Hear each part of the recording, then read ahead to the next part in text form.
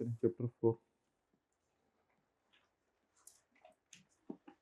भाई वो मैंने आपको नोट्स भेज दिए, लेक्चर नोट्स भेजता हूँ अभी।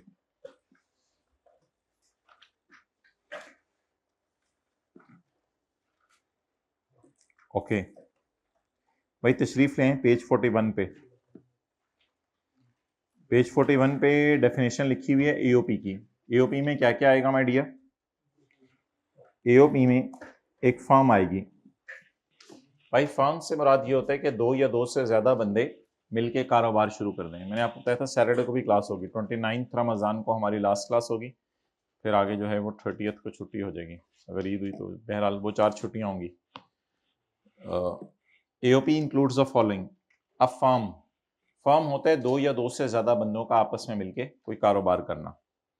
तो आप अपने दोस्त के साथ मिलके कोई जनरल स्टोर खोल लें और कोई सर्विसेज देना शुरू कर दें, that is called as firm. तो हमने 3 चीजें पढ़ी थी, number 1 individual, number 2 AOP and number 3 company. उस एओपी की डेफिनेशन आज हम पढ़ने लगे हैं। एओपी में क्या आती है माय डियर? फर्म। फर्म क्या होती है?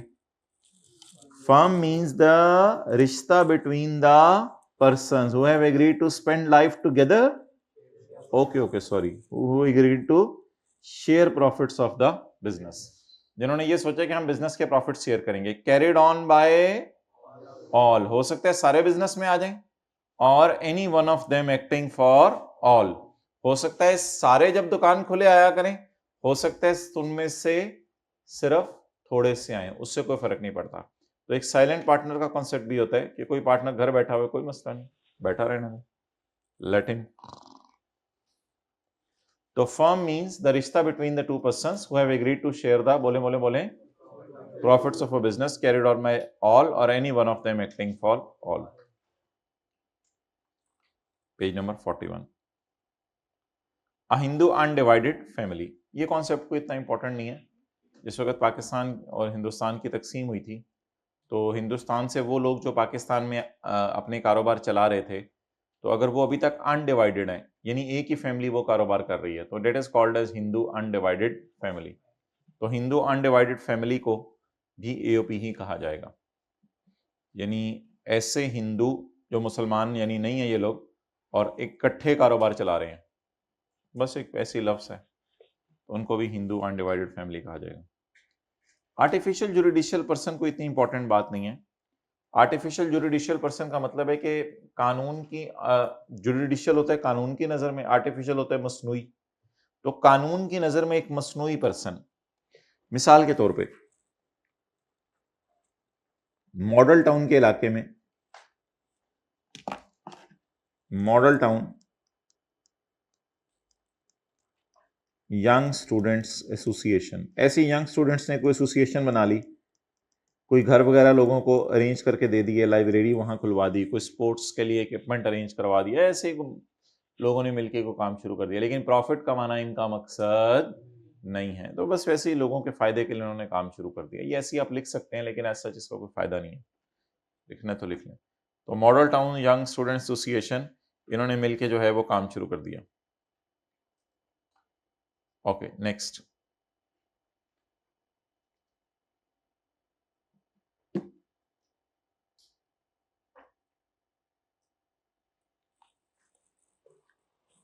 आगे चलें।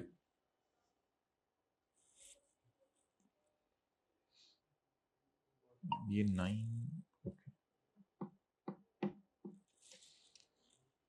Any body of persons formed under a foreign law, चंद लोग मिले अंडर अ फॉरेन लॉ, किसी फॉरेन लॉ के तहत, चंद लोग मिले किसी फॉरेन लॉ के तहत, और फिर क्या किया? However, a company is not included in AOP. A body of persons, partners formed under a foreign law. अच्छा याद रखिएगा, पाकिस्तान में वैसे पार्टनर्स को किसी लॉ के तहत अपने आप को रजिस्टर नहीं कराना। हो सकता है बाहर के मुल्क में लॉ हो पार्टनर्स को अपने आप को रजिस्टर करवाने के लिए। तो partners formed under a foreign law will also be considered as an AOP. However, a company is not included in AOP. इसका मतलब उर्दू में लिखें, यानी अगर कुछ लोग मिलके कंपनी बना लें बाहर के मुल्क, तो वो एओपी नहीं है। यानी अगर कुछ लोग मिलकर कंपनी बना लें बाहर के मुल्क, तो वो एओपी नहीं है, बल्कि वो तो क्या होंगे, कंपनी।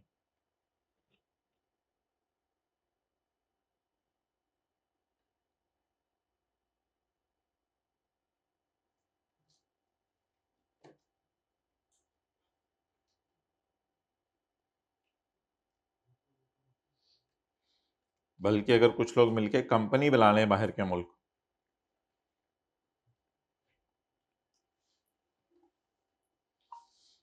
भाई टेक्स्ट की ऑनलाइन नहीं शेयर किया आपने।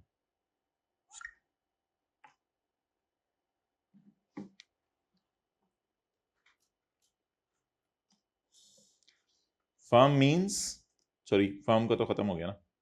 अच्छा, एओपी में क्या क्या आएगा? Number 1 firm, number 2 Hindu undivided family, number 3 बस ये ऐसे ही नाम ही याद करना है। आप क्या करना है, आर्टिफिशियल जुडिशियल पर्सन। मैं ये नाम याद करना है, इसकी एग्जांपल आपके स्कोप में नहीं है कोई। ये 4 जरा समझे क्या है।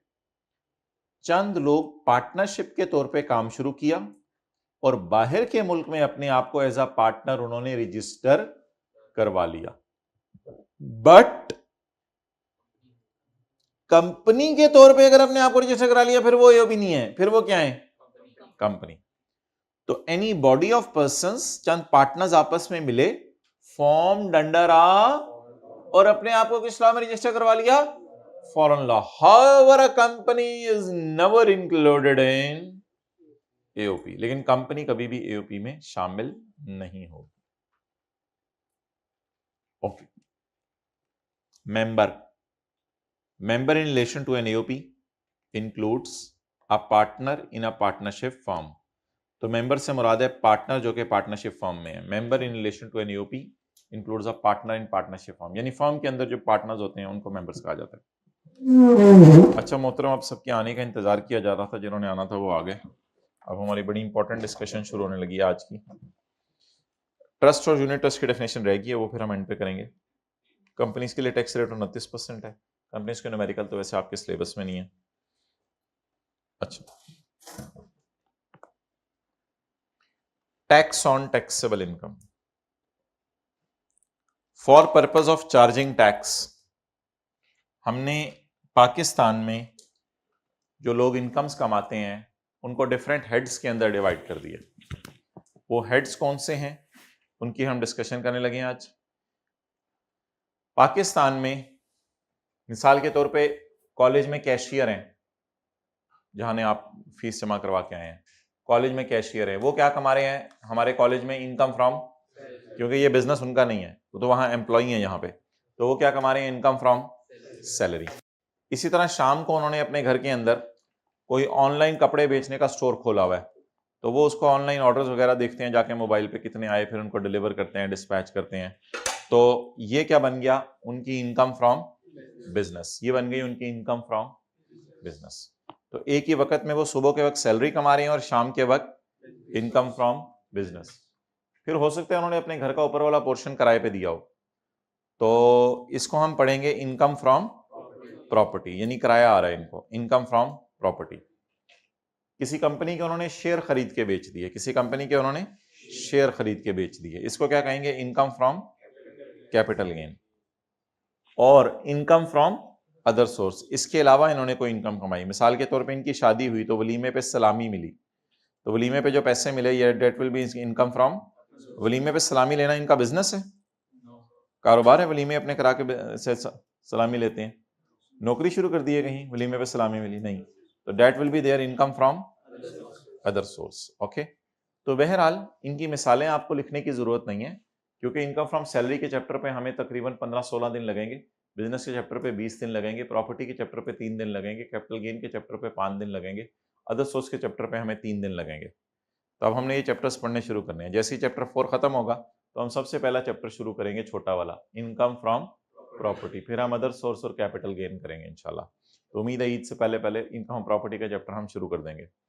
ओके, अभी हम चैप्टर 4 पढ़े हैं जिसमें सारे चैप्टर्स की बेस बनने लगी है। तो इन 5 को लिख लें, कहते हैं हेड्स ऑफ इनकम। इन 5 को क्या कहते हैं? हेड्स ऑफ इनकम, यानी इनकम के हेड्स। अब बातें बड़ी इंपॉर्टेंट शुरू हो गई हैं, अब आप लोगों ने अटेंटिवली आया करना है, टाइम पे आया करना है और साथ साथ करना है। अभी ये जो लोग शॉर्ट हो रहे हैं ना, क्लास में कल तक थे और आज मौजूद नहीं है, जब फिजिकली जो है घर बैठे हुए हैं और अभी तक क्लासें नहीं ले रहे, तो वो जरा अटेंटिव हो जाएं और जरा टाइम शुरू कर दें। और जो बंदा ये वाला लेक्चर ईद वाले दिन ले रहा है, तो उसके सामने तो वैसे ही 4-5 लेक्चर पेंडिंग पड़े हैं, पता नहीं क्या कर चुका है वो।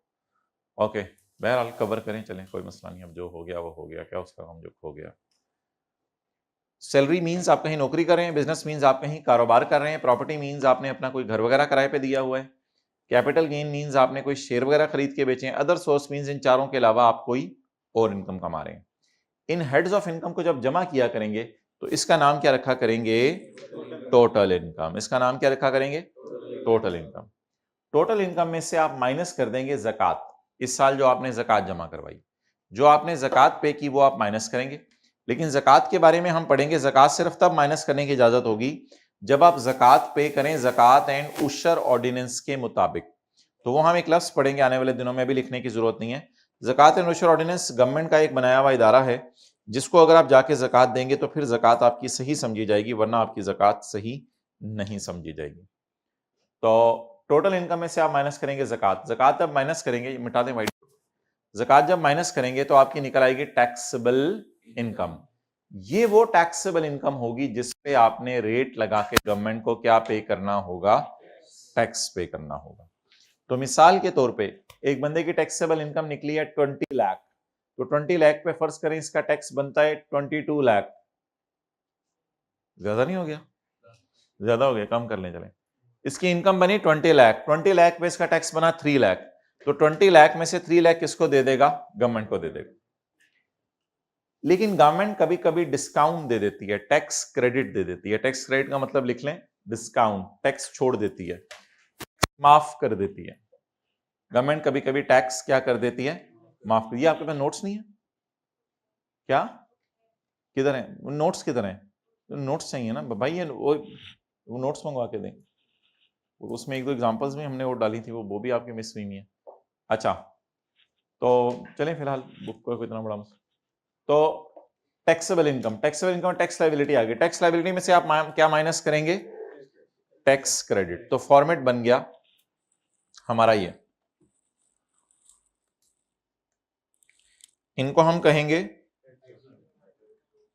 Heads of income. भाई आपको हमारे साथ साथ रहना पड़ेगा, वरना आप हमारी स्पीड नहीं पकड़ सकेंगे। हमारी स्पीड बड़ी नॉर्मल है, बस ये है कि कंसिस्टेंसी से रोजाना क्लासें हमने लेने आ जाया करना है। फिर आगे आप लोगों के ऊपर है, आप लोग साथ साथ पढ़ें या नहीं पढ़ें, तो फिर आगे जाके परेशान होंगे आप लोग। तो खुदा के लिए जो है वो हमारी स्पीड पकड़ने का आसान सा तरीका ये है कि बस रोजाना आए, टाइम पे आए, साथ साथ आए, साथ साथ याद करें, बस स्पीड के साथ साथ आए। तो वरना तो किसी भी किस्म की कोई गुंजाइश नहीं है। अच्छा, हेड्स ऑफ इनकम को जमा करेंगे, टोटल इनकम आ जाएगी। टोटल इनकम में से ज़कात माइनस करेंगे तो क्या आ जाएगी? Taxable income. टैक्सेबल इनकम पे टैक्स लायबिलिटी निकालेंगे, उसके बाद डिस्काउंट माइनस कर देंगे, फिर आ जाएगा income tax payable to government. Okay, इसके बाद इस पे ये रेट्स लगेंगे, टेबल। ये टेबल्स आपको पेपर में दिए होंगे, तो इनको आपने अप्लाई करना होगा। कल संडे है, कल भी हमारी क्लास होगी। अच्छा, मिसाल लेते हैं जी, एग्जांपल 1।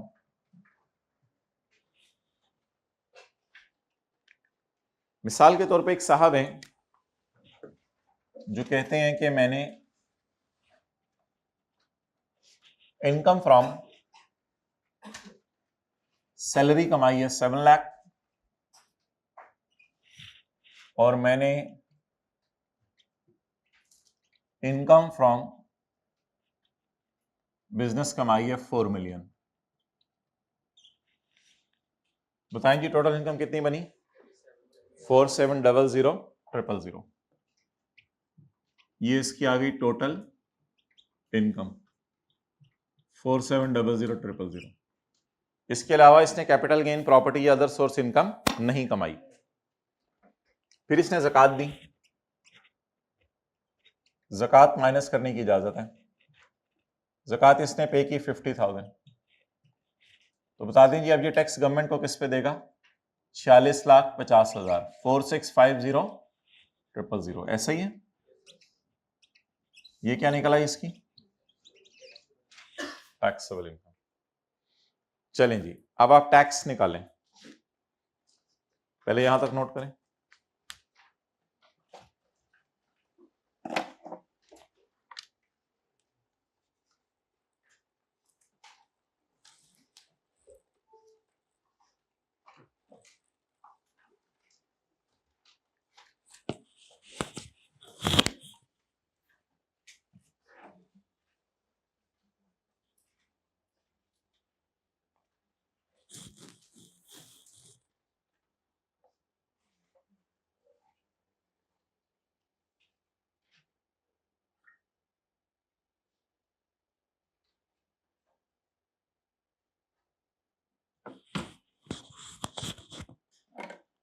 अच्छा भाई, अब टैक्स निकालने का तरीका आज देखें।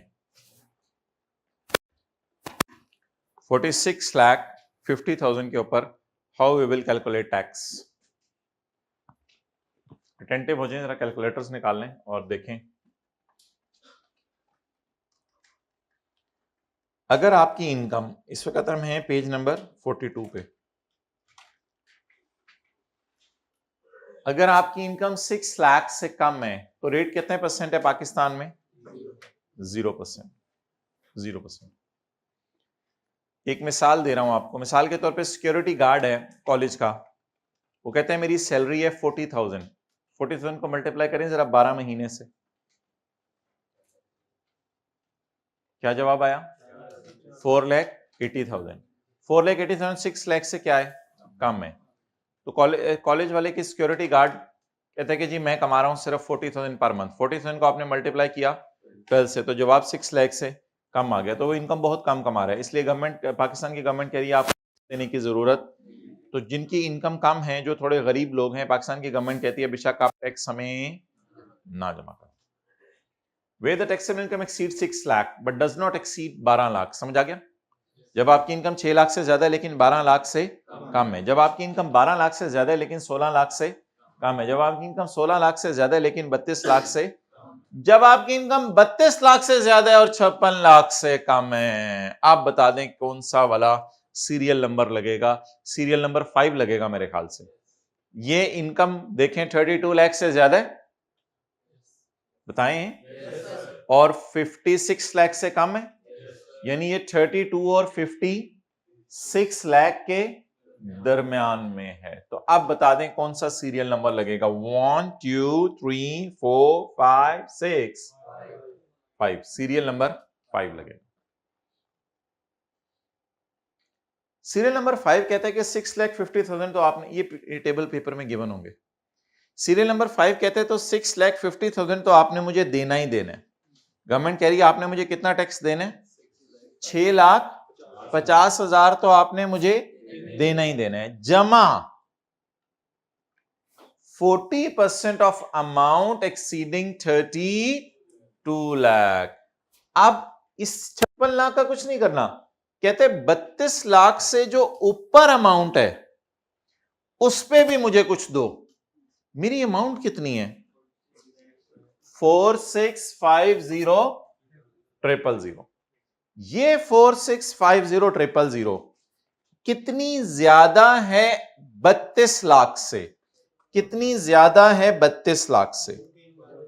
4650,000 minus 32 lakh is equal to 1450। 14,50,000 रुपए ज्यादा है 32 लाख से। तो ये 1450,000 पे हम लगाएंगे कितने परसेंट? और ये वाला टैक्स तो देना ही देना। ये तरीका हुआ करेगा। कैसे देखें,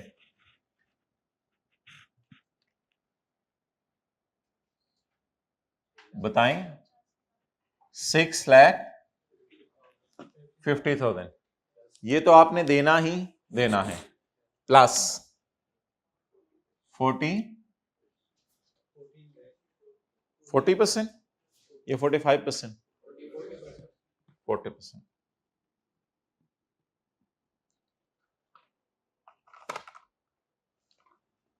40% ऑफ ये अमाउंट 32 लाख से कितनी ज्यादा है? 1450000।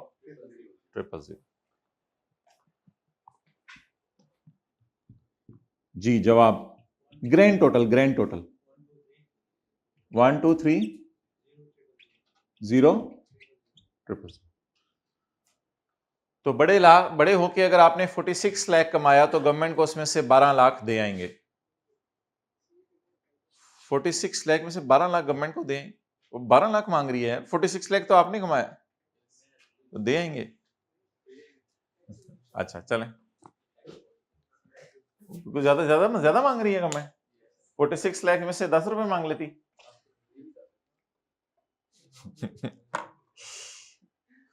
क्या चीज? क्यों, और किसने देने, आपने नहीं देने?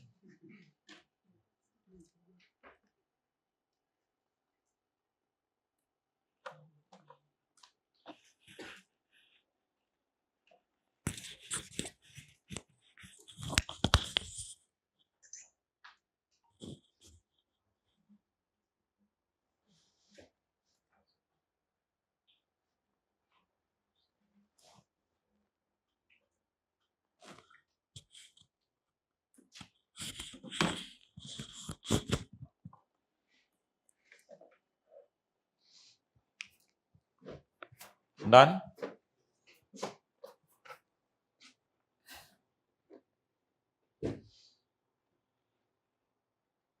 चलें आगे। Example number 2, income from property. चलिए, income from salary 3 million, income from business 7 million,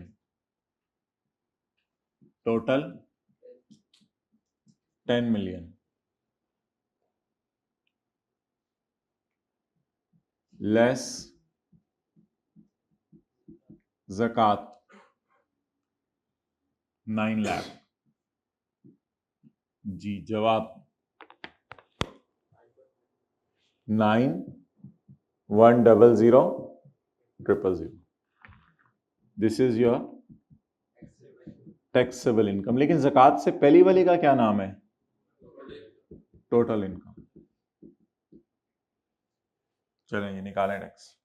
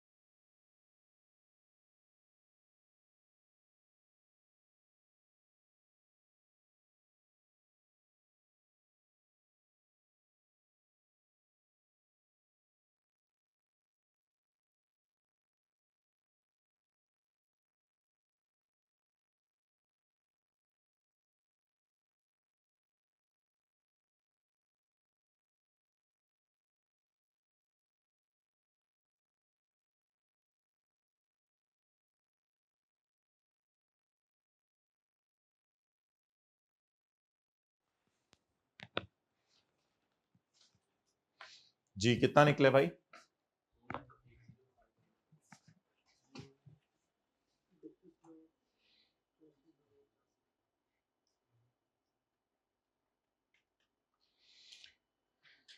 Where taxable income exceed ₹56 lakh. जब कभी टैक्सेबल इनकम किससे बढ़ जाए? 56 लाख से। तो हमारा तो यही वाला केस है ना, 56 लाख से बढ़ रही है। तो ये है 56 लाख और ये है 91 लाख।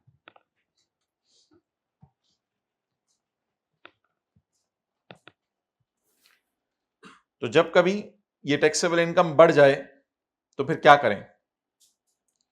1610000 तो आपने देना ही देना है, plus 45% of amount exceeding 56 lakh. तो बताएं जी टैक्स कितना देने, 161000 प्लस 45% ऑफ। कैलकुलेटर पकड़े, 910000 लिखे इस पे, 910000। ये कितना बढ़ रहा है, बॉल पॉइंट मुंह से निकाल के, ये कितना बढ़ है 56 लाख से। तो 9100 minus 56 lakh is equal to 35 lakh. 350000 जी जवाब 3185 जी यही निकला था। ओके, बहरहाल इस पे को खुश होने की जरूरत है, आसान सा कॉन्सेप्ट, मतलब ये कि मैथ तीर मार यही निकलना था, और कितना निकलना था, नहीं निकलना था तो फिर मसला है, आपने निकल रहा था तो कोई कमाल नहीं। ओके, एक टेबल अगले सफे पे भी है, अब हम वो टेबल लगाने लगे हैं, लेकिन पहले हम आपको बताएंगे कि अगले सफे वाला टेबल कब लगेगा और हमारे सफे वाला टेबल कब लगेगा, और ये टेबलों की बारात का मकसद क्या है। पहले हम टेबल लगा रहे थे पेज 42 वाला, अब हम टेबल लगाएंगे पेज 43 वाला। तो देखते हैं जी टेबल 42 वाला कब लगना है, 43 वाला कब लगना है। अच्छा जी, एक साहब है, वो कहते हैं कोई नींद पूरी हो रही है आजकल, नहीं हो रही ना। हाँ, कितने डेढ़ बजे सोया था मैं, आप कितने बजे सोए थे, 3 बजे। ओ तेरी है, ज्यादा हो गई। 3 बजे वाला कौन है यार, इतना ना पढ़ा करो कौन है यार, अभी तो शुरू है सिलेबस, अभी से इतना बड़ा रिवीजन कर रहे थे आप लोग, मैट्रिक एफएससी की रिवीजन कर रहे थे, एफएससी की रिवीजन कर रहे थे, दिल पे ले गया यार पढ़ाई करना। इनकम सैलरी रमजान के बाद थोड़े दिन रह गए हैं, साथ वाला तो बहुत इबादत में लगा हुआ है माशाल्लाह आजकल। देखें उसका चेहरा भी नौरानी होता जा रहा है दिन ब दिन, देखें जरा, देखें देखें, ये देखें, नहीं चेहरे का नूर क्रीम में लगाने से तो नहीं आता। अच्छा, income from salary, income from business and income from property.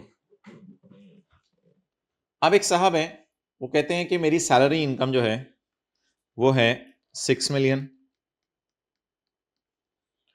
और मेरी बिजनेस इनकम है 1 मिलियन और मेरी प्रॉपर्टी इनकम है 7 लाख। बोलें जी इसकी टोटल इनकम 7700 लेस ज़कात 1 लाख। जी जवाब 7600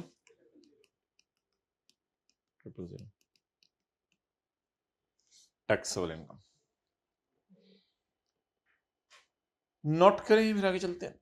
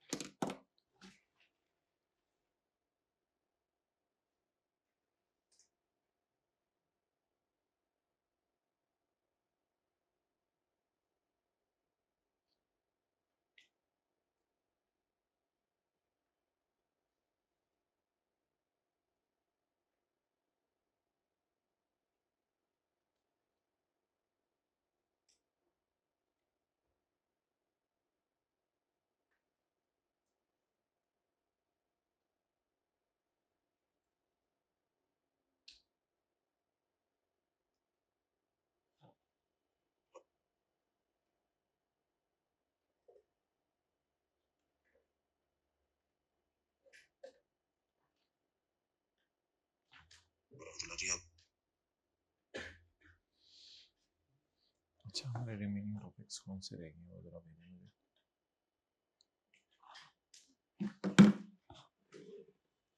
ओके, टैक्स। अच्छा भाई, ये काम किया करना है, टेबल 1 लगाते हुए भी करना था, ये टेबल 2 है अगले सफ़े पे, उस पर भी ये काम करना है, वो मैं बाद में बताऊंगा, टेबल 1 पे भी ये काम करना था। वो ये है कि जो लोग ज्यादा सैलरी कमा रहे हो ना, देखें ये ज्यादा सैलरी कमा रहा है 6 मिलियन 7.6 में से, जो लोग ज्यादा सैलरी कमा रहे हो ना, यानी नौकरी कहीं कर रहे हो, उनको गवर्नमेंट रिलैक्स रखती है। उनके लिए गवर्नमेंट कहती है थोड़ा टेबल में रेट कम है। अब देखें एक टेबल हमने पढ़ा था पेज 42 पे, इसके ऊपर नीचे वाली अंग्रेजी मैंने नहीं पढ़ाई, वो पढ़ाऊंगा। एक हमने टेबल पढ़ा है पेज 43 पे। पेज 43 पे जो टेबल है उसकी अगर आप ब्यूटी देखें तो उसमें मैक्सिमम रेट सिर्फ 35% है, हालांकि पिछले सफे पे मैक्सिमम रेट क्या था? अच्छा, अगर इधर 3 मिलियन है मेरी इनकम तो मेरे लिए रेट 23% है। 3 मिलियन पे कितना रेट है? देखना 3 मिलियन इन दोनों के दरमियान में आ रहा है। 3 मिलियन पे रेट कितना है? 23%। और इधर अगर आए आप तो 3 मिलियन के ऊपर रेट, तो ये टेबल बहुत भयानक है जो पिछले सफे वाला है, और अगले सफे वाला टेबल थोड़ा सा आसान है, रिलैक्सिंग है।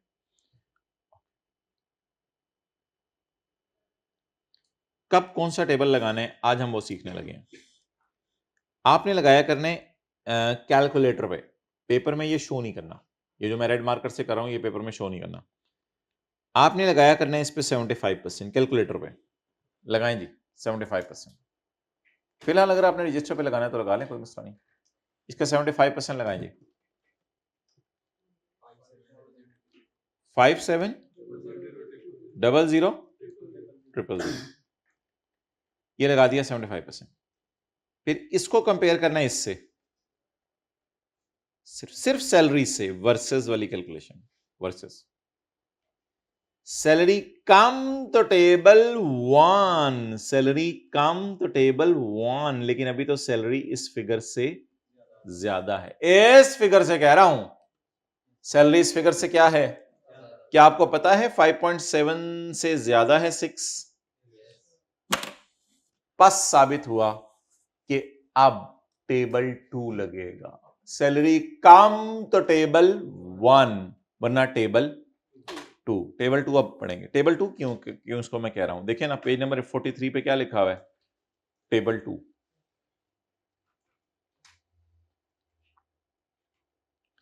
सैलरी ज्यादा है, इसलिए जब भी ज्यादा आया करेगा यहां पे तो ब्रैकेट में लिखें टेबल हम कौन सा लगाएंगे? 2। और हमारी किताब में सफा कौन से? पेज 43। डन। चलें अब टैक्स कैलकुलेट कर लें।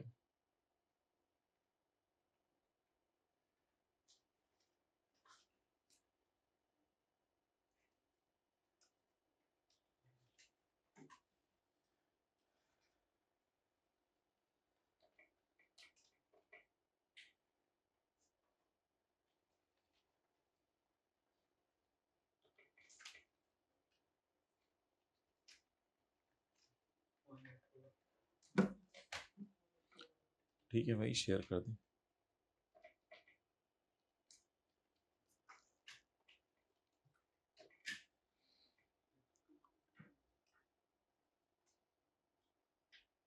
Done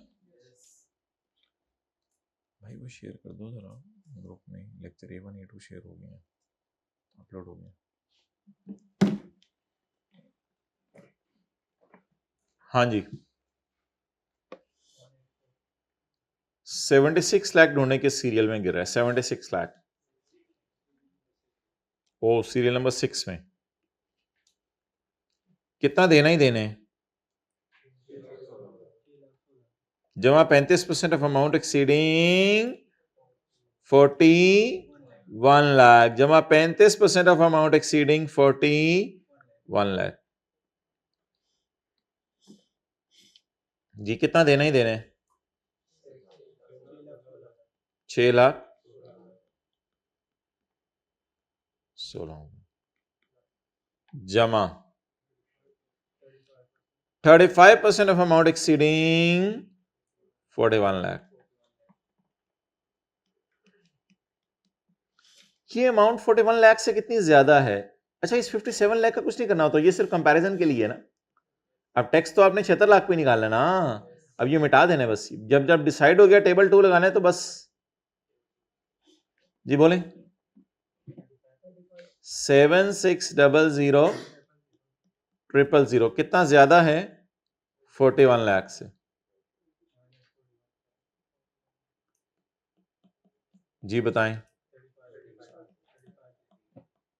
30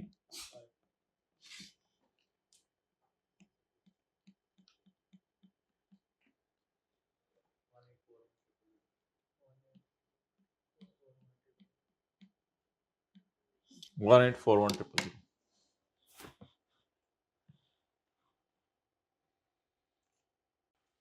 So it is how it will work.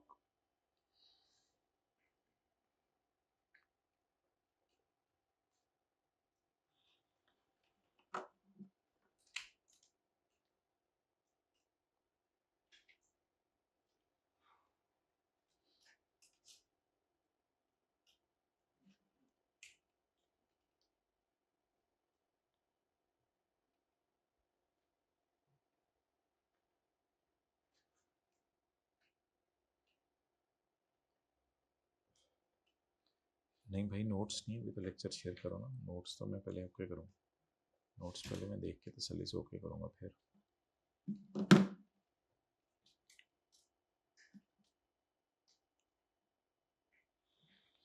Done, चलें आगे।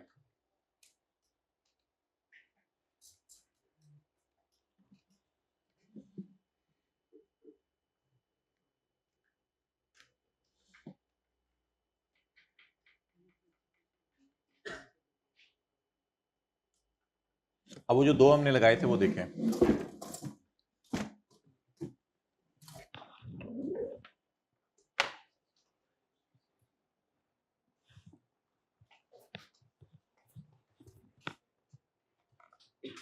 इनमें हमने टेबल 1 क्यों लगाया था, पेज 42 वाला। इसका लें 75%,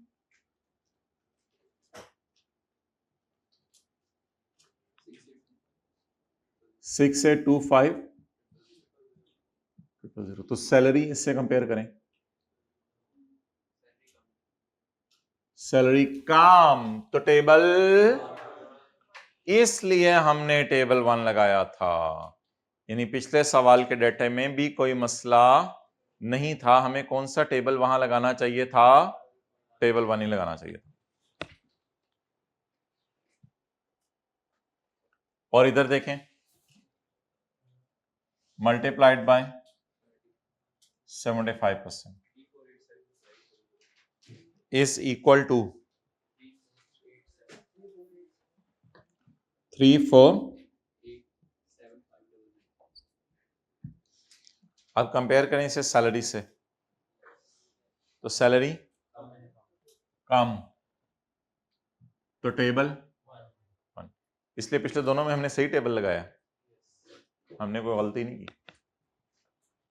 डेटे को इस तरह रखा था हमने। चलें एक सवाल आप ट्राई करें।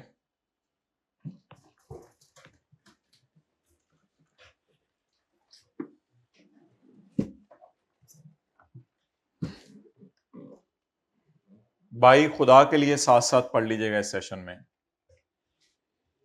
कई सेशनों से 7th 8th क्लास से आप सोच रहे हैं मैं अगली दफा से साथ साथ पढ़ूंगा।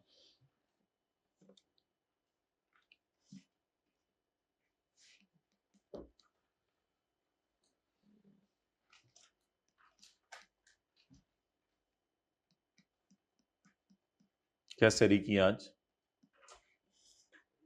क्या सहरी की आज, क्या पराठा किसके साथ, फ्राई ऑमलेट।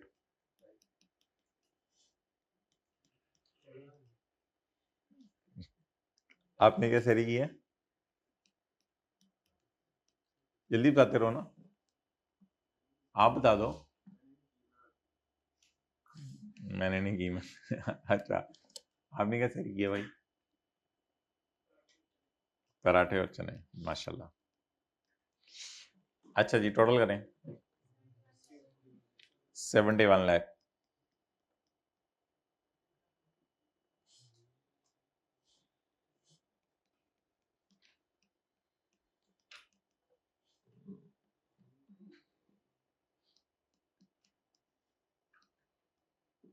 जी जवाब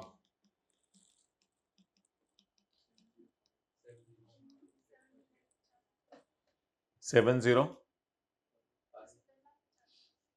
50 चले, पता नहीं टेबल 1 लगना है या टेबल 2 लगना है, तसल्ली से देख लें फिर करें।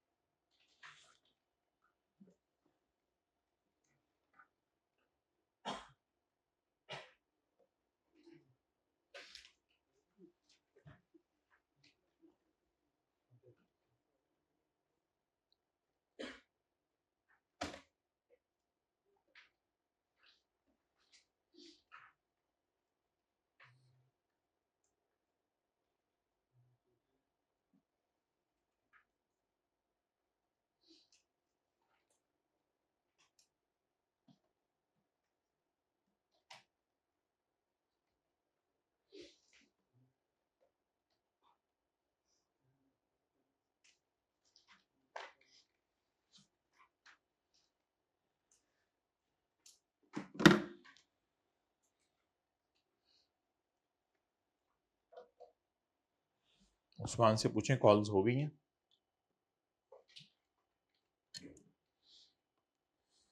जी मोहतरम, ले भाई इसका 75%। जी 52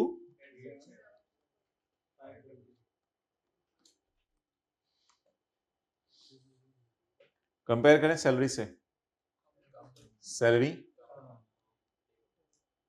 कम, तो table 1।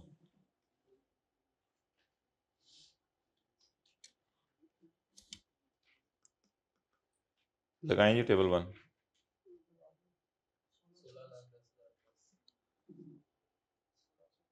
70500000 70500000 falls under serial number 6। तो 1610000 तो देना ही देने, जमा 45% of amount exceeding 56 lakh.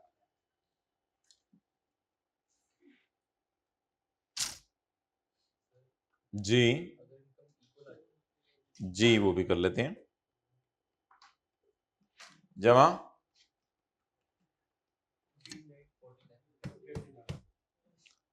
70500000 56 lakh से कितना ज्यादा है?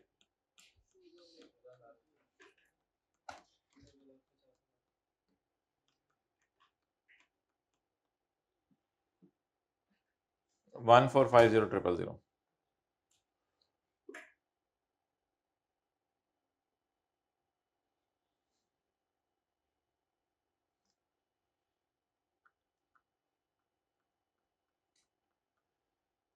जी जवाब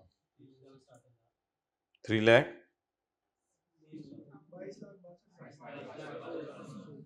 2262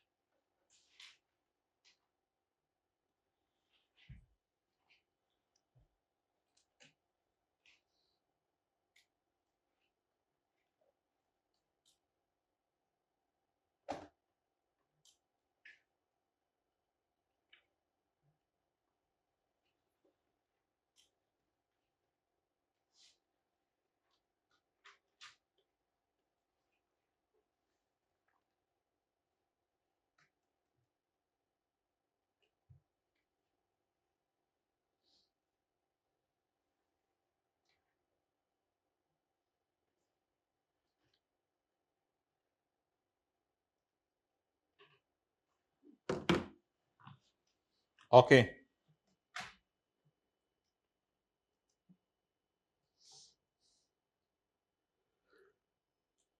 अच्छा जी, अब एक क्वेश्चन अराइज होता है my dear, that is very very important question.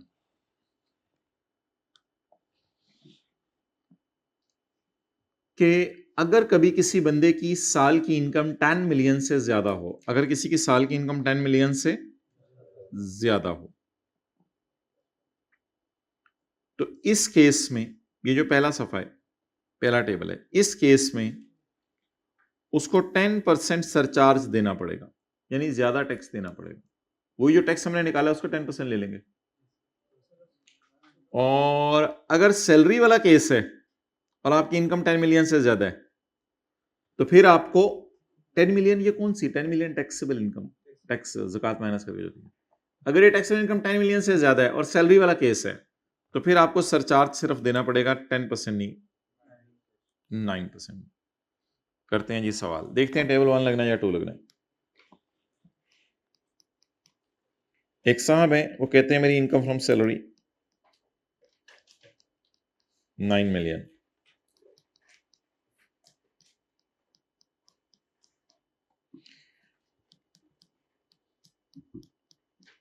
Ji total income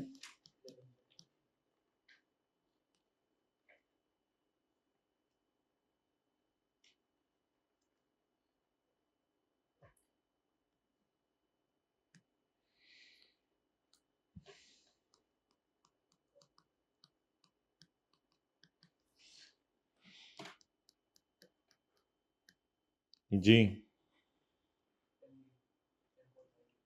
10900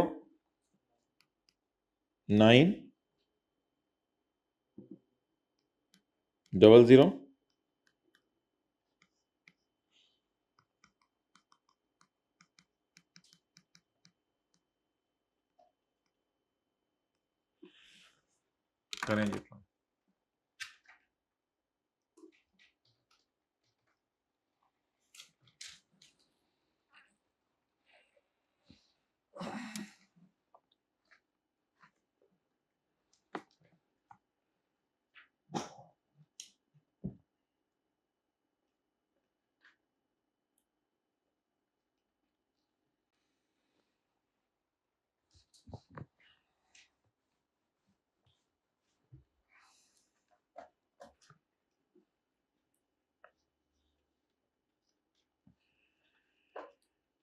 जी भाईजान केड़ा कैलकुलेटर लाया हो तुसी, ये अलाउड है पेपर में कैलकुलेटर ये वाला?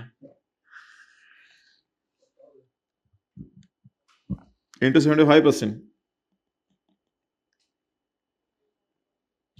बोले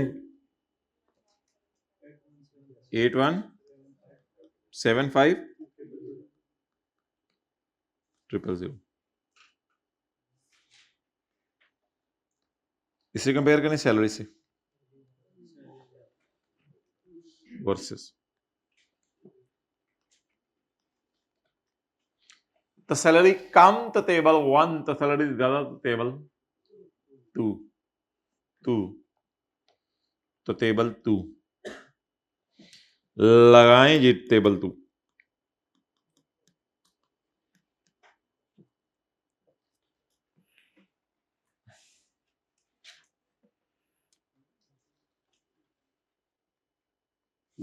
टेन 9000000, 41 लाख से ज्यादा है तो फिर 16106160000।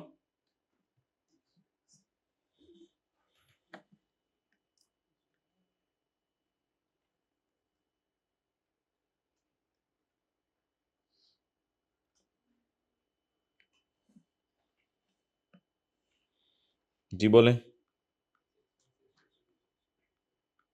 जमा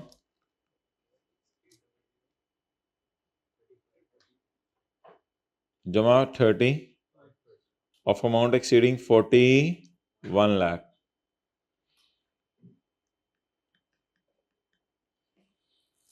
ये अमाउंट 41 लाख से कितनी ज्यादा है?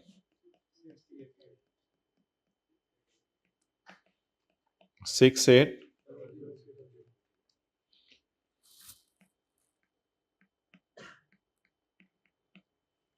जी 9929।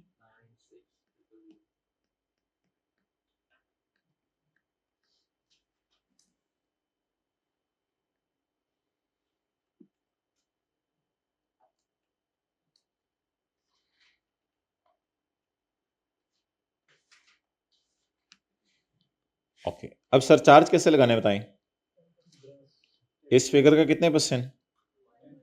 टेबल कौन सा डिसाइड हुआ है? 2। तो टेबल 2 के केस में सरचार्ज क्या है? Surcharge shall also be payable by salaried individual at 9% of the gross tax liability where the taxable income exceed मोहतरम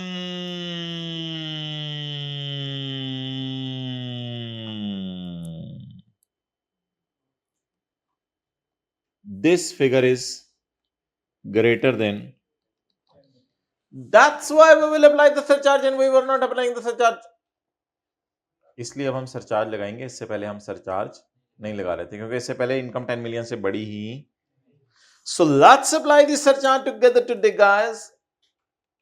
Add, सर पे लगाएं चार्ज, साथ वाले के सर पे लगाएं sir charge at the rate of what 2996,000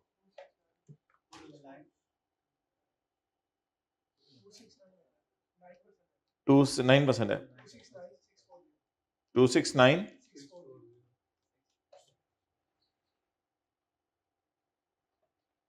269640 ji 32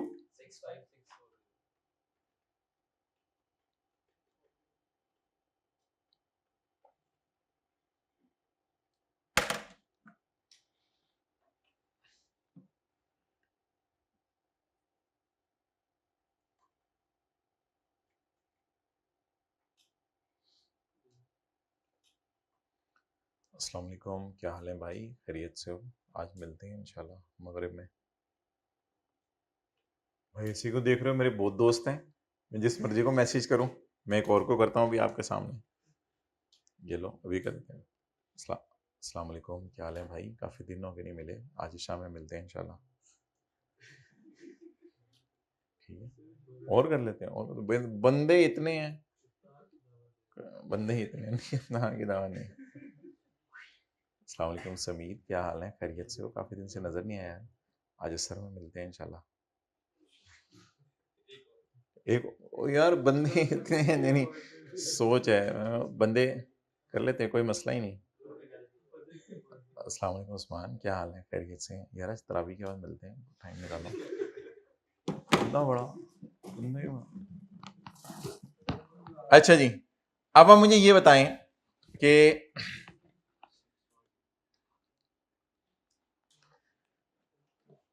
total हमारा निकला है 3265,650 640।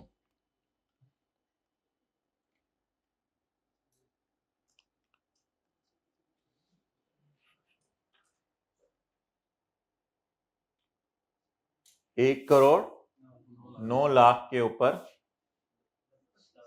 कितना? 32 लाख गवर्नमेंट को देना है, तो ज्यादा मिनिमल। अच्छा, 1 करोड़ 9 लाख में से 32 लाख किसको देने बड़े हो गए? गवर्नमेंट को देने। अच्छा आगे चले,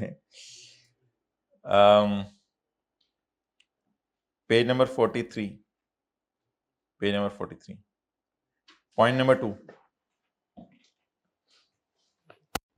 page number 43, point number 2,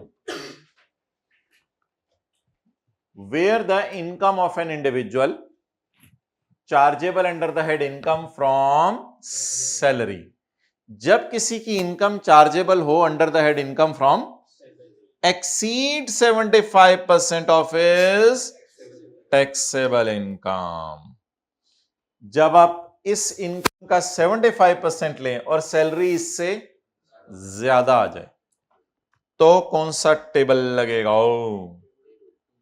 where the income of an individual chargeable under the head, जहां उसकी salary income is greater than, तो रूल क्या बना?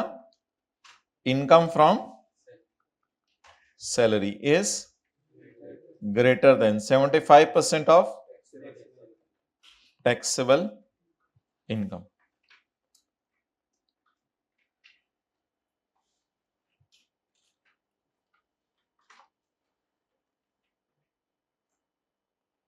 The the rate of tax to be applied shall be set out as in the following. Following का मतलब ये होता है, नीचे होता है given below.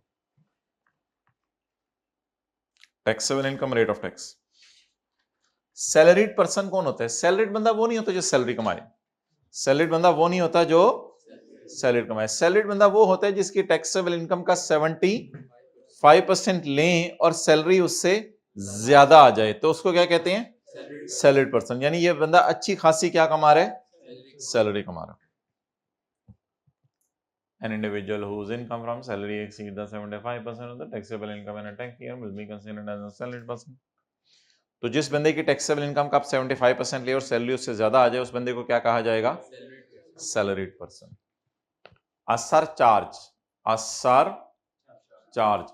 shall be payable by a salaried individual at the rate of 9% of the gross tax liability. यानी जो ग्रॉस आपने टैक्स निकाला है उसका where the taxable income is greater than 10 million. Page number 42. अच्छा, हमारे लॉ में ना शेड्यूल्स दिए हुए हैं. तो ये जो टेबल है ना, टेबल 1, टेबल 2, ये फर्स्ट शेड्यूल में दिया हुआ है लॉ में. लॉ में किसी चीज को समझाने के लिए ना शेड्यूल दिए जाते हैं, तो इसलिए हमारे लॉ में ये फर्स्ट शेड्यूल है. The rates of tax imposed on the income of every individual and AOP except a salaried individual. Salaried की बात मैं नहीं कर रहा. कहता है सैलरीड की बात अगले सफे पे. सैलरी वाला वो नहीं होता जो सैलरी कमा रहा है. सैलरी वाला वो होता है जिसके टैक्सेबल इनकम का 75, सैलरी उससे ज्यादा. The rates of tax to be imposed on income of every individual and AOP. AOPs होती है पार्टनरशिप. पार्टनरशिप्स के ऊपर भी यही वाला टेबल लगता है. इंडिविजुअल्स और पार्टनरशिप्स के ऊपर वही वाला टेबल लगता है. लेकिन इंडिविजुअल्स कौन से वाले? एक्सेप्ट सैलरी वाले, क्योंकि सैलरी वालों में कौन सा टेबल लगता है? Table 2. Shall be as set out in the following table, namely ये टेबल्स हैं. सब्जेक्ट टू क्लॉज 2 का मतलब है पहले क्लॉज 2 पढ़ के आओ. अगले सफे पे है क्लॉज 2. ये मैंने ये कहते ये वाले पहले पढ़ के आओ, तो वो तो पढ़ लिया हमने, हमें पता चल गया वो सैलरी वालों के लिए है. कहते बाकियों के लिए ये है. तो इंडिविजुअल्स के लिए भी ये है सैलरी के अलावा वाले, और एओपी के लिए भी ये वाला टेबल है. Except a salary individual shall be set out as in the following table. Blah blah blah बला. डब्बे के नीचे डब्बे के नीचे छोड़े. ये 3 लाइनें जरा छोड़े. इधर आए. A surcharge shall be payable by every individual other than salaried person and AOP. और AOP भी सरचार्ज देगी at the rate of the where the taxable income exceed rupees 10 million. जब कभी इस taxable income किससे बढ़ जाए? 10 million से बढ़ जाए. Okay, clear?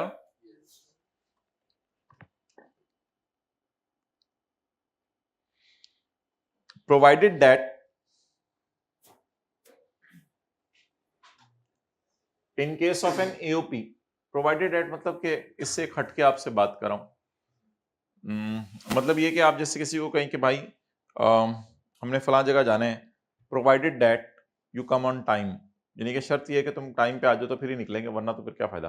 Provided that in case of an AOP, AOP के केस में, एओपी होती है 2-3 लोग इकट्ठे मिलके कारोबार कर रहे हैं, that is also called as partnership. Provided that in case of an AOP that is a professional firm, in case of an AOP that is a professional firm. Professional firms वो होती हैं जो प्रोफेशनल सर्विसेज दे रही हों, जैसे CA firms हैं या कोई लॉ की फर्म्स हैं जो मशवरे की सर्विसेज दे रही हैं. Provided that in case of an AOP that is a professional firm, और इसको मना कर दिया है कि ये अपने आप को इनकॉर्पोरेट करे किसी भी लॉ में, उसके प्रोफेशन ने मना किया हुआ है. आई कैप ने मना किया हुआ है सीए फर्म्स तुम लोग जो है अपने आप को किसी लॉ में रजिस्टर ना करवाओ. वैसे भी यूपीज ने आपको पता है पाकिस्तान में कहीं अपने आप को रजिस्टर नहीं कराना होता, सिवाय इसके कि आई कैप को बस आप पता है कि आप सीए फर्म हो, आई कैप को बस बता दो. तो इसके लिए जो रेट है आखिरी वाला 45%, ये रिड्यूस करके 40% कर दिया जाएगा। तो सीए फर्म्स को थोड़ी रिलैक्सेशन दी जा रही है कि जो प्रोफेशनल सर्विसेज दे रहे हैं इनके लिए आखिरी टेबल के अंदर जो रेट लगेगा, विल इट बी 45% और इट विल बी 40%? 40%। पढ़ें क्या लिखा हुआ है।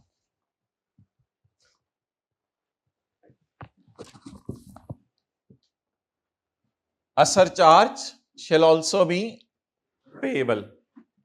एक सरचार्ज पे करना होगा बाय एवरी सॉरी उत्ते पढ़ना सी ना, provided that in case of an AOP. देखिए टीचर के बगैर क्लास चल रही है। प्रोवाइडेड दैट, ऑनलाइन वाले कह रहे हैं आवाज कहां से आ रही है। Provided that in case of an AOP that is a professional firm. जैसे लिख लें, जैसे सीए की फर्म्स हैं, लॉ फर्म्स हैं, लिखे ना।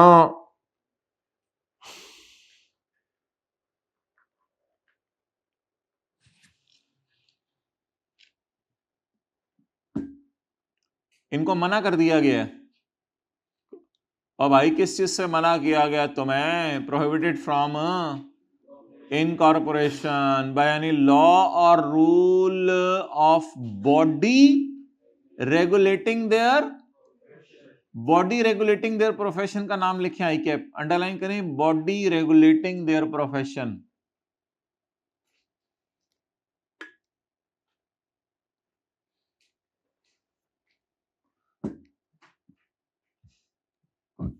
तो क्या करें फिर? इनको कैसे रिलैक्स करें? The 45% rate of tax mentioned against the serial number 6 of table shall be 40%. 45% rate को बदल दिया जाएगा। किससे? अंजुम। ओके अंजुम, चलें। अंजुम किसका नाम होता है आपके इलाके में? बंदे का, बुड्ढी का? दोनों का। शौकत बंदे का नाम होता है आपके इलाके में, और बाकियों के इलाके में? शौकत भी दोनों का नाम होता है। और बताएं ऐसे नाम, अंजुम, शौकत, शबाना। शबाना हद होगी, शबाना तो किसी इलाके में बंदे का नाम नहीं होता। अरबाब, हुजैफा, हुजैफा नहीं, एहतशाम, एहतशाम भी, हुदैफा भी होता है औरत का। अब आपके यहाँ स्पेशल केस है, मैं पहली दफा सुना है। ठीक है, हुजैफा हो गया, मर्द औरत दोनों। अच्छा जी। नूर, मिसबाह, गुड। फरहत,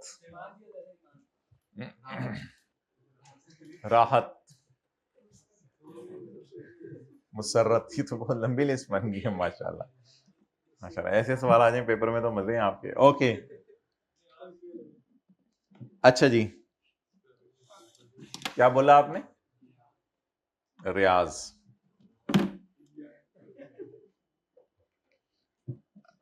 अच्छा जी, तशरीफ लाएं पेज 41 पे।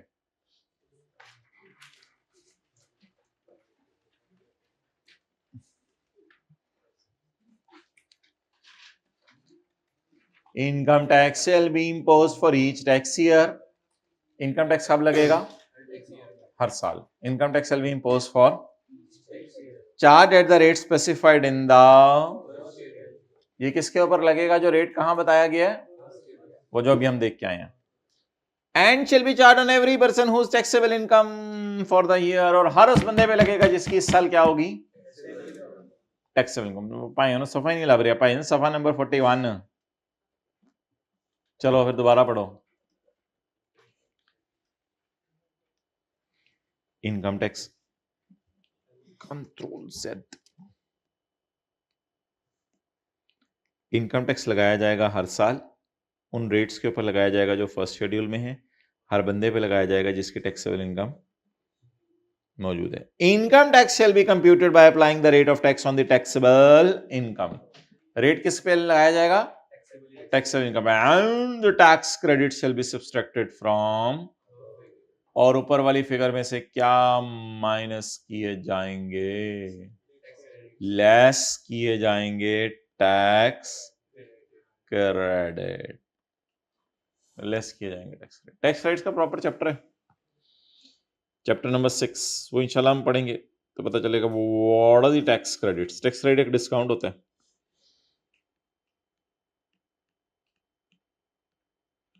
जो चैप्टर 6 के अंदर हम पढ़ेंगे। ओके चलो जी, बॉल पॉइंट मुंह से निकाल के अब हम सवाल करते हैं अगला।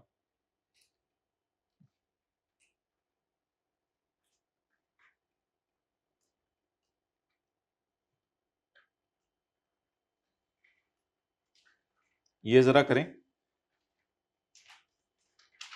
क्वेश्चन 23।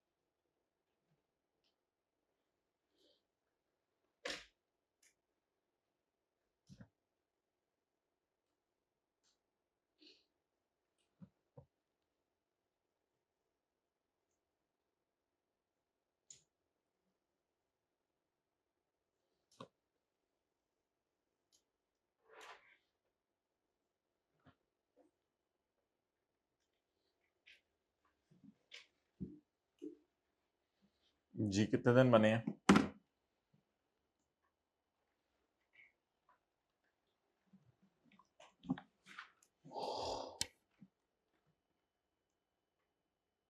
वो सवाल हो गए थे कल होमवर्क वाले?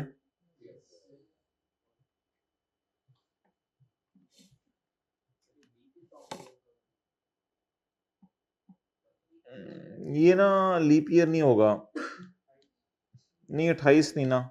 असल में ये देखो 2018 के अटेम्प्ट में सवाल आया था, तो 2020 लीप है, 2024 लीप है, 2028, 2016 रहने दो, इसको लीप ईयर ना लो।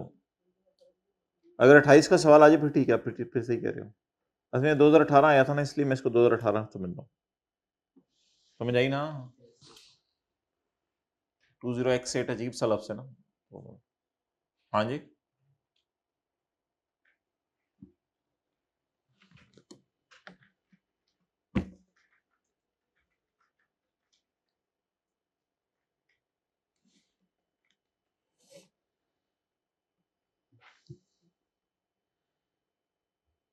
On Jacob December 2007, Bruce Lee was appointed by Chinese company as technical director for Pakistan.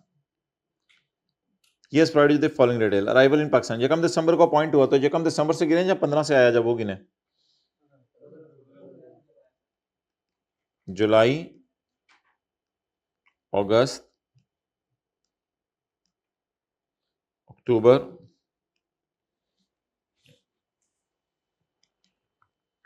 20 दिसंबर को ऑफिस ज्वाइन किया, इससे कोई फर्क नहीं पड़ता। पाकिस्तान कब आया है? 15। कैलकुलेटर पे उंगलियों पे गिनना है तो 15 से गिने, कैलकुलेटर पे गिनना है तो 31 माइनस 14। जवाब बताएं, 31 माइनस 14।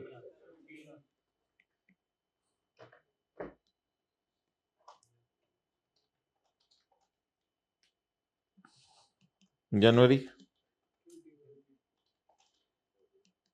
फरवरी, मार्च। मार्च में क्या कर रहे हैं आप? 20 दिन तो ये हो गए ना, 20 दिन तो 21 मार्च से पहले हो गए।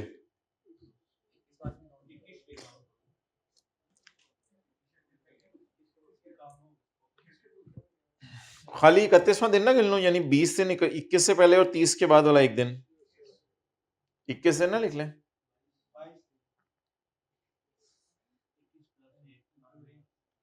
ये ना आईकैप की हिस्ट्री का वर्स्ट तरीन सवाल है, इसमें उसने विजिट का लफ्ज लिखा है, visit to Dubai. Move to Dubai, departed to Dubai, went to Dubai, फिर तो हम जाने वाला दिन काउंट करते।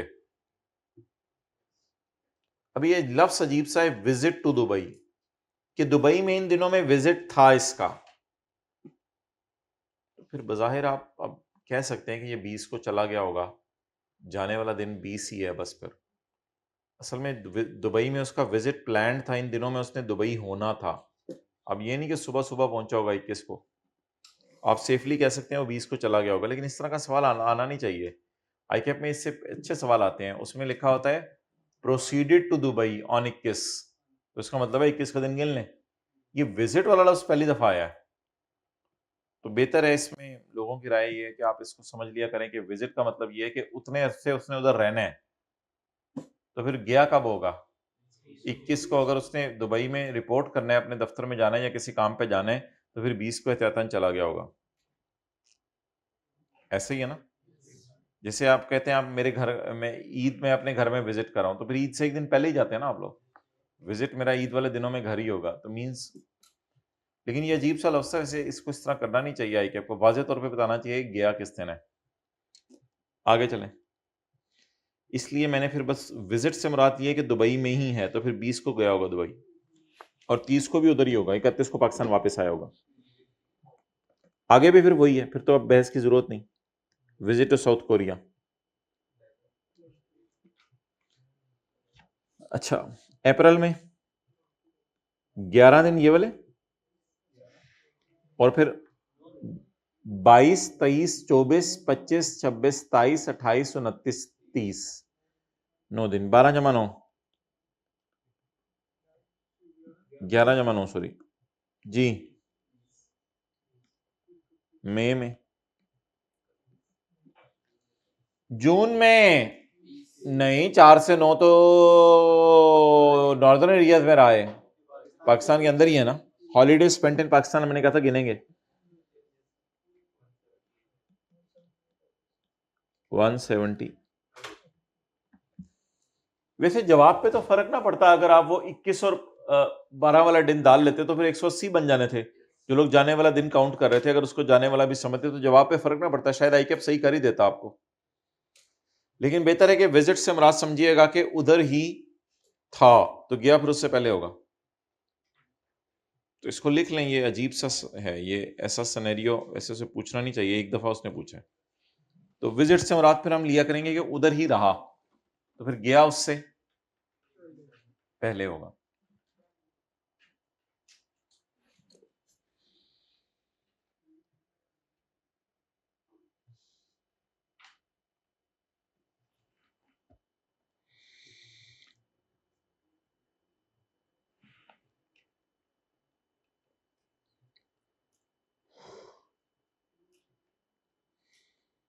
Okay, question number 25।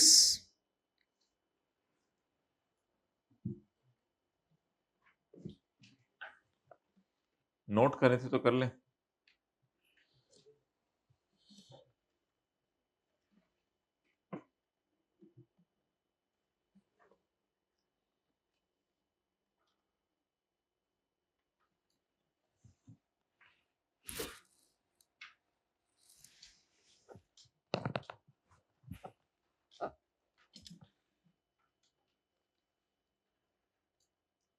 जीन फ्रैंक्वाइस।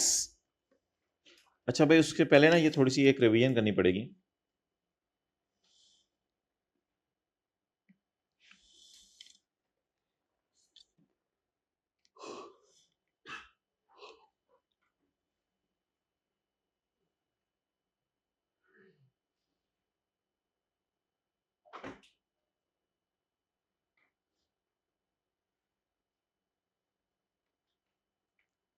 वो ये 2019 है।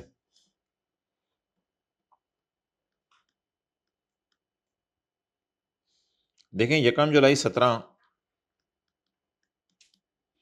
से 30 जून 18 को लिखा जाता है 1 जुलाई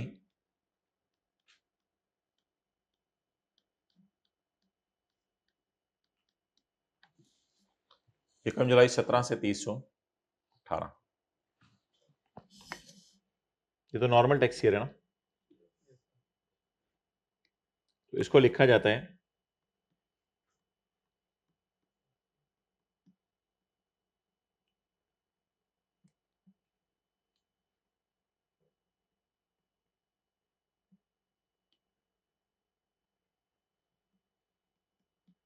टू जीरो x8।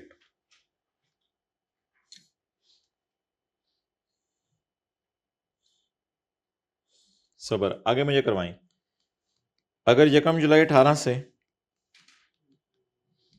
30/19 है तो इसको कैसे लिखा जा सकता है? यकम जुलाई 2018 से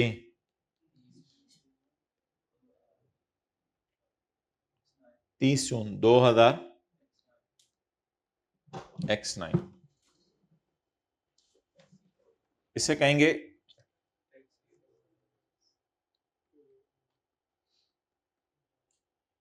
20x9। अब जरा करें सॉल्व। लेकिन अनलकीली ये जून का ईयर एंड नहीं है। अनलकीली इसने कौन सा लिया हुआ है? तो हमारे सवाल के लिए ये डेटा नहीं था, लेकिन मैं आपकी बेस बनाने के लिए ये लिख के दिया आपको। अब आप हमारा सवाल सॉल्व करें।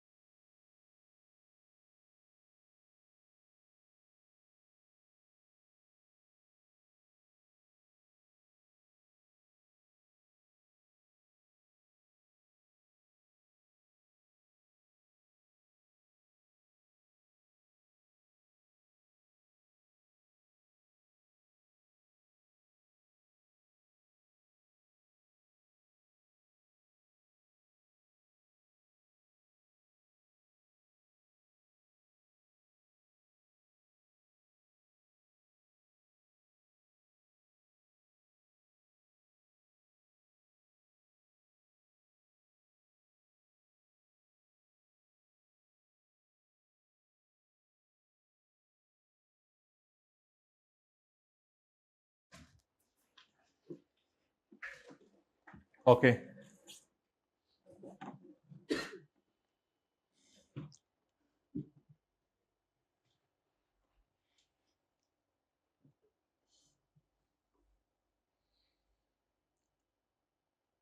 अच्छा, अब ये डिस्कशन हमारे लिए रेलिवेंट नहीं है क्योंकि हमारा ईयर एंड 30 जून का नहीं है, हमारा ईयर एंड क्या है?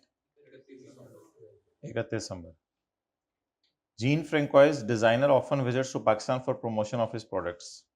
During his last visit, उसने अपने लास्ट विजिट में he stayed in Pakistan from 10 July 20x8 to 25 February 20x9। 10 जुलाई 18 से 25 फरवरी 2000 यानी 10 जुलाई 2018 से 25 फरवरी 2019 तक रुका है। Determine the resignation status for taxi 20x9 assuming that commissioner ने उसको ग्रांट कर दी है इजाजत to use calendar year as a special taxi. अब सवाल ये राइज होगा कि 20x9 का मतलब क्या है? 20x9 का मतलब क्या है? कैलेंडर ईयर को यूज करना है। क्या ये होगा, 1 मिनट, 1 जनवरी 2000 20x8 से लेके 31/12/20x8 या 1 जनवरी 20x9 से लेके 31/12, क्या ये होगा? ना ना ना ना ना, ये तो बिल्कुल नहीं होगा। क्यों नहीं होगा? क्योंकि हमने कल ये सीखा था कि जब आप कैलेंडर ईयर यूज कर रहे हो तो अगर आपका कैलेंडर एंड हुआ है 31/12/8 को, तो उसके बाद कौन सा दिन आ रहा है?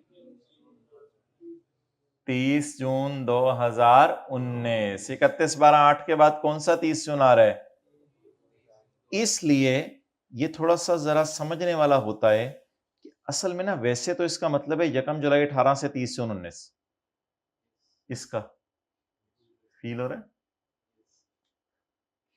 वैसे इसका मतलब क्या होता है? बोले 1 जुलाई 18 से 30 जून 19। लेकिन अगर कैलेंडर ईयर में यूज कर रहा हूं तो फिर वो कौन सा कैलेंडर होगा जो 1 जनवरी 18 से 31/12/18 को डिनोट कैसे करेंगे? Tax year 2019। Done.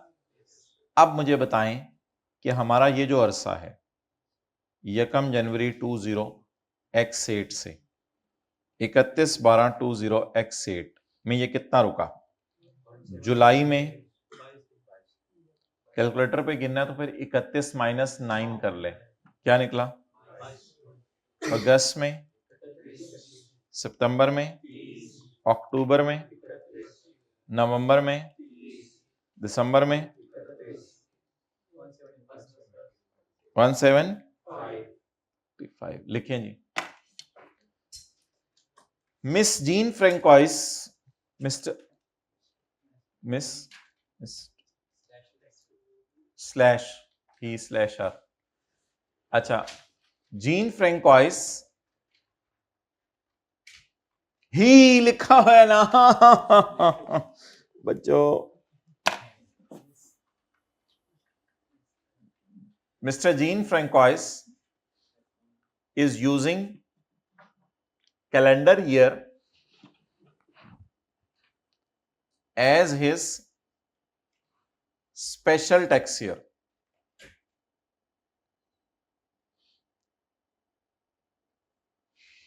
Is using calendar year as his special tax year. So, the period covered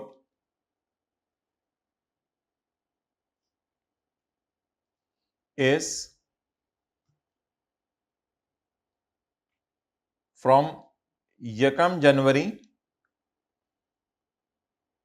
The period covered is from 1 January 20x8 to 31/12/20x8.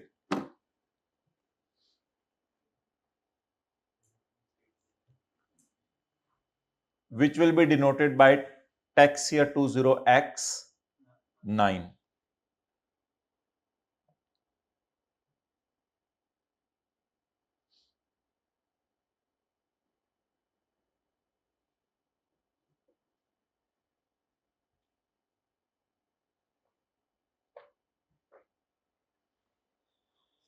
So his stay is only for a period of 175 days as calculated below.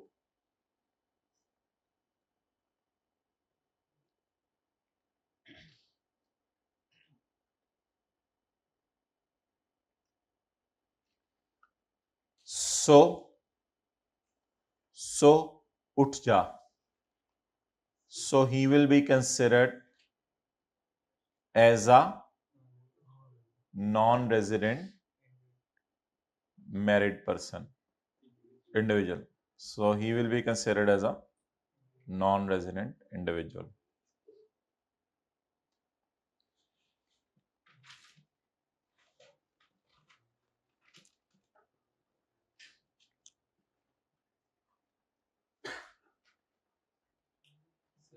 Ji.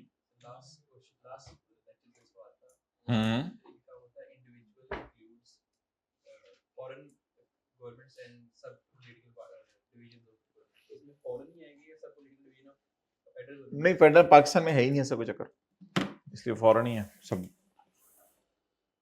Okay, चलें आगे चलें, वापस आ जाएं. ओ वापस आ जाओ, ओए भाईजान फिर रह गए हो, वापस आ जाओ. अच्छा, अब आप निकालें ये डेफिनेशन ट्रस्ट की, पेज नंबर 41. ट्रस्ट, ये जो ऐसे लोग होते हैं ना, तुमने मेरा ट्रस्ट ब्रेक कर दिया, और ये उम्मीदें लगाई होती है इन्होंने लोगों से, इन लोगों के साथ क्या करें. तो मैंने कहा ट्रस्ट डेवलप करने को. बहरहाल आपने तो अच्छा बच्चा बन के रहना है, लेकिन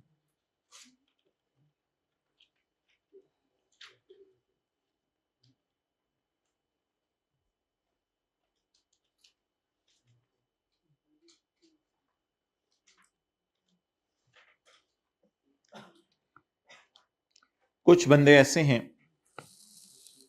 जो कि कैपिटल प्रोवाइड करते हैं, और कुछ बंदे एक्सपर्ट्स हैं.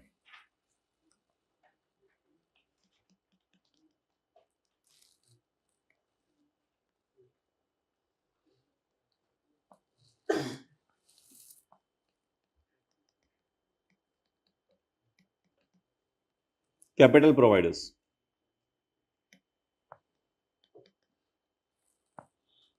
ए लाया घर से 30 रुपए, 50 रुपए, बी लाया घर से 40 रुपए, सी लाया घर से 30 रुपए, और कारोबार शुरू हो गया. ये हैं कैपिटल प्रोवाइडर्स. कितना कैपिटल हो गया? 120. ये 120 का कैपिटल इधर आ गया. ₹120 will be managed by experts. ₹120 will be manage by experts. Experts इसको मैनेज करेंगे, इस पैसे को स्टॉक एक्सचेंज में इन्वेस्ट करेंगे, ये करेंगे, वो करेंगे. कैपिटल प्रोवाइडर्स कौन है? आबासा, एबीसी. एबीसी कौन है? Capital provider. और एक्सपर्ट्स इनके पैसे को क्या करेंगे? मैनेज करेंगे. जब एक्सपर्ट्स इनके पैसे को मैनेज करेंगे तो साल के आखिर में प्रॉफिट आएगा. इस प्रॉफिट का कुछ हिस्सा इनको भी देंगे और कुछ हिस्सा इनको भी देंगे. रियल ओनर्स ये हैं, लेकिन हमारे लॉ में लिखा हुआ है ये जो एक्सपर्ट्स हैं, मिसाल के तौर पे ये 2 एक्सपर्ट्स हैं. तो है ना छोटा, खैर यार बस यही है, गुजारा चलाओ. अच्छा, मैनेज बाय एक्सपर्ट्स. ये जो एक्सपर्ट्स हैं ये टेम्पोरेरी ओनर है हमारे कैश के. टेम्पोरेरी ओनर्स, ये टेम्पोरेरी ओनर्स हैं कैश के, जिन्होंने थोड़े से के लिए हमारे कैश संभाला हुआ है, फिर हमें प्रॉफिट कमा के देंगे. ठीक है जी, चलिए नोट करें साथ वाले के फोरहेड पे. मत्था कहते हैं, क्या कहते हैं आप लोग पंजाब में? मत्था कहते हैं. उसी के नेड़े नेड़े आओ और नोट करें.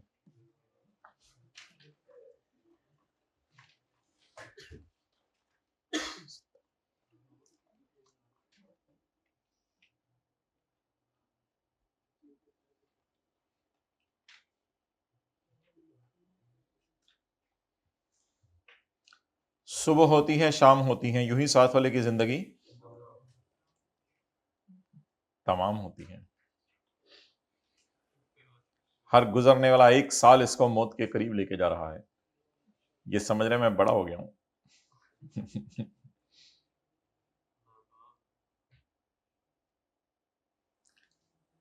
सामान 100 बरस का है, पल की खबर नहीं।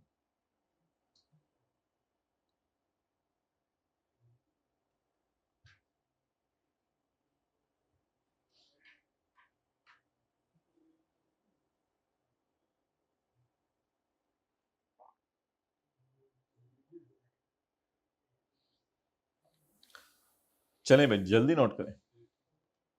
नाम आबी, नाम खाकी। क्या कह रहे हो? अच्छा।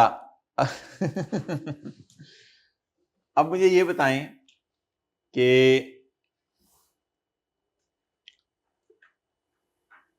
ट्रस्ट क्या है? ये ट्रस्ट एक एतमाद है, जिसको ठेस पहुंचती होती है ना, वो है ट्रस्ट। हमने किस पे ट्रस्ट किया है? कैपिटल प्रोवाइडर है ए बी सी। क्या हो जाता है इसको, हम तो इसको, ठीक है, ये कैपिटल प्रोवाइडर है ए बी सी। लाइन कितने रहेगी? ये कैपिटल प्रोवाइडर है एबीसी। इन्होंने किस पे ट्रस्ट किया है? एक्सपर्ट्स के ऊपर। ट्रस्ट मीन्स अ जिम्मेदारी।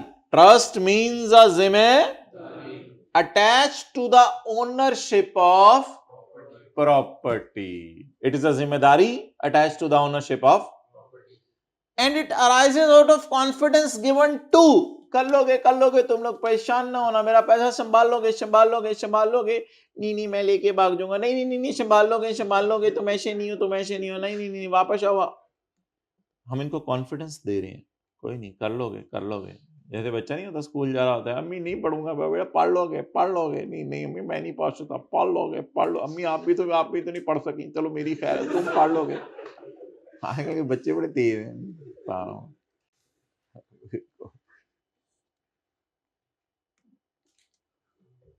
छोटी छोटी बातें, छोटा सा बच्चा है वो, उसको भेजा सुबह वुजू करके आओ, वैसे ही आ गया। वो कहते मैं होके तो आ गया, मैं वुजू भी करके।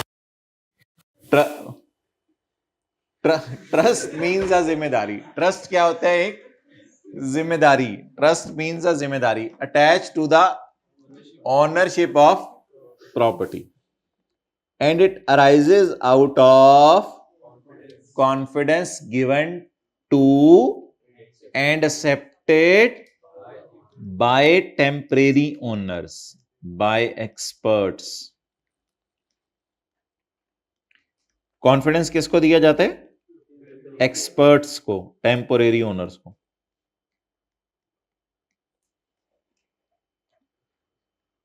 For the benefit of an other, an other से मुराद यहां रियल ओनर है एबीसी। ये लोग स्टॉक एक्सचेंज में नॉर्मली पैसा इन्वेस्ट करते हैं, experts. For the benefit of an other और ऑफ एन अदर, और ऑफ एन अदर, वही real owner, and the temporary owners.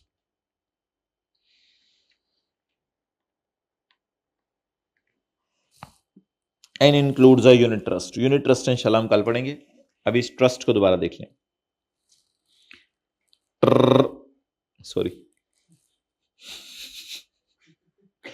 Trust means जिम्मेदारी attached to the ownership of cash, attached to the ownership of, and it arises out of confidence given to, कर लोगे, परेशान ना होना, कर लोगे,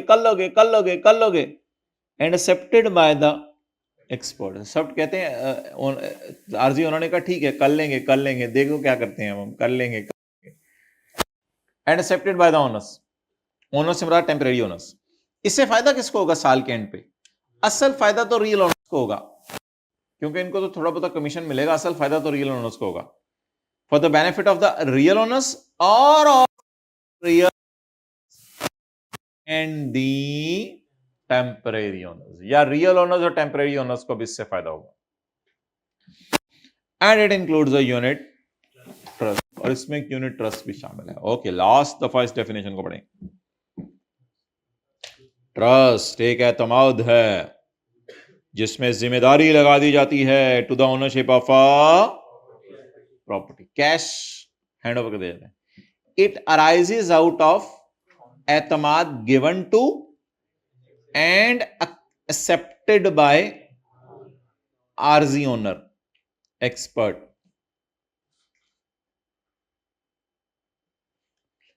for the benefit of another, another से मुराद क्या है? और ऑफ एनदर एंड द, और इससे दोनों को भी फायदा होता है। ले जाए साथ वाले को, कहां लेके जाएंगे आज? नहर वाले पुल पे वॉक करके लेके जाएंगे या सवारी कराएंगे? आज ताकराते, अच्छा कितनी ताकराते होती हैं? 5। उसमें से एक लैलतुल कदर भी हो सकती है, और लैलतुल कदर में एक रात की बात का सवाब 1000 महीने से बेहतर। 1000 महीने कितने बनते हैं कैलकुलेटर पे जरा साथ वाले को बताएं? 83 years 4 months बनते हैं। 83.33 आ रहा है ना, तो 83 years 4 month तो साथ वाला इबादत नहीं कर सकता, लेकिन कम से कम चलो ये 5 रातें तो कोशिश कर लेना। कर ही रहे साथ वाला, देख लें उसका चेहरा भी दिन ब दिन नूरानी होता जा रहा है। क्या शीशे टूटने लग गए हैं भाई।